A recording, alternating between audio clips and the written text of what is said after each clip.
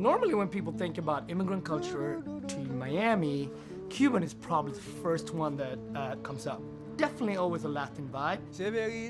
But the community that I've always been intrigued by that I don't know that much about is the Haitian community. The Haitian American community over the years have faced a lot of stigma, being a black community, being an immigrant community, but specifically being an immigrant community from a very, very poor country.